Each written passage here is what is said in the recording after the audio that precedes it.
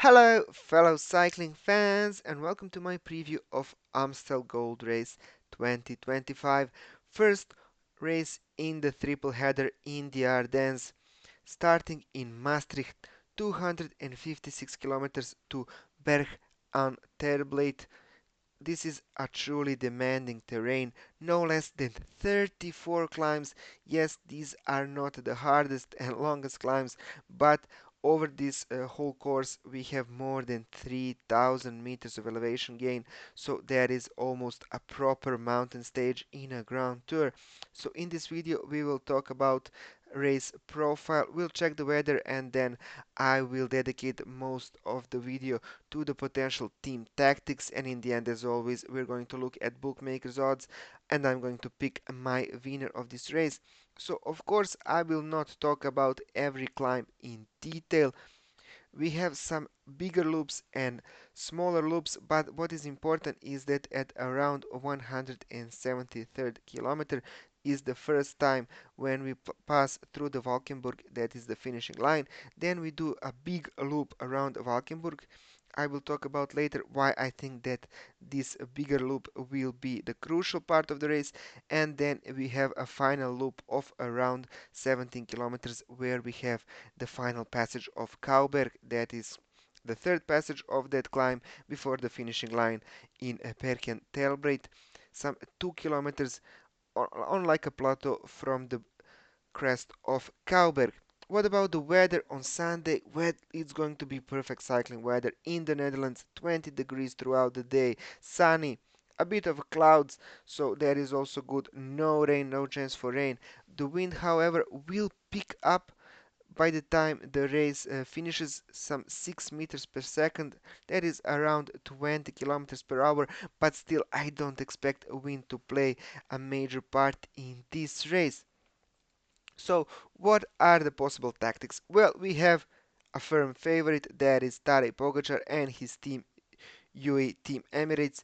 They have only one goal in this race. They want to control the breakaway. They want to cover the attacks from other teams and then put Pogačar in the pole position for this big loop around Valkenburg.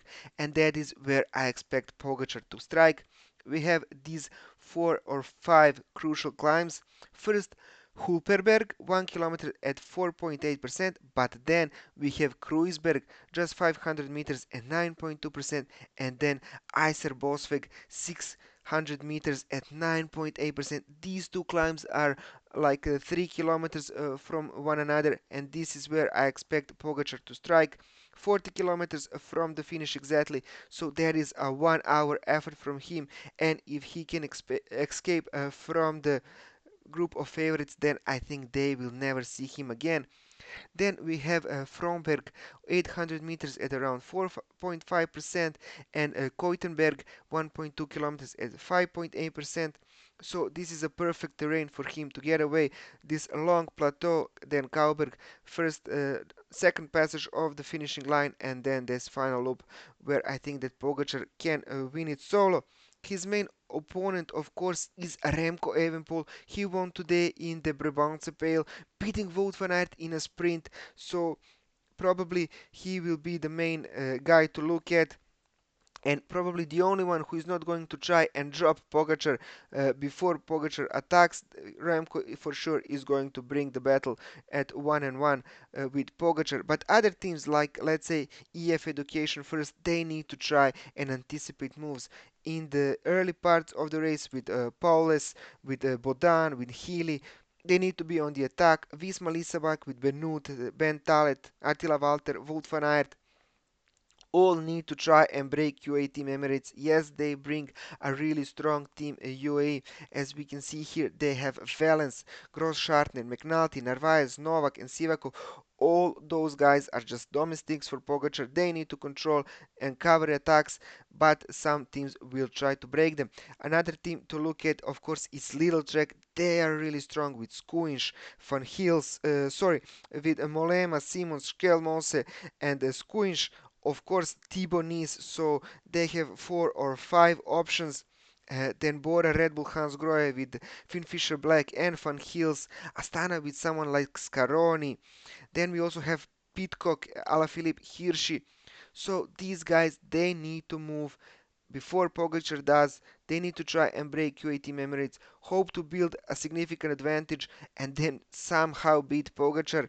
But I think that even 1 minute of an advantage before this Hulkerberg climb and the first passage of Kruisberg is not going to be enough. Pogačar is just going to drill it here, eat into anyone's advantage, and then even if he is with a couple of lower tier guys in the final loop, then he's going to smoke them.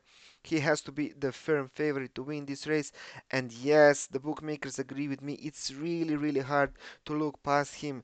He is just dominating this season. Yes, Matthew van der Poel managed to beat him twice, but it was at Milano Sanremo, which doesn't really have any major climb, and then at Paris-Roubaix with no climbs he still finished second, uh, destroying Wout van Aert and the others. So yes, Pogačar is the firm favorite. Remco Evenepoel for the top 3 is always a good option. Wout van Aert, yes, his form was looking promising. He was second today. If Remco wasn't in the race, we would probably talk about a great performance by Wout van Aert. But then when we saw him losing to Evenepoel, then it doesn't look that good. He's lost in a sprint against Evenepoel. That means that he was completely spent. And Amstel Gold Race is another beast to the Brabantse Pijl. So I don't expect him to do good. Maybe for podium, but it is still uh, far-fetched.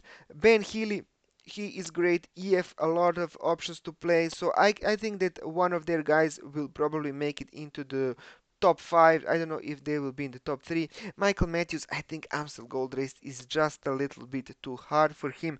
Thibonis didn't look that great last week, but okay, maybe he can do something. Pidcock didn't look great in the Brabantse Pijl as well. I think he will be better here in Amstel Gold Race. After all, he won last year, so maybe he can also be in the top 3. This is the kind of race that suits him.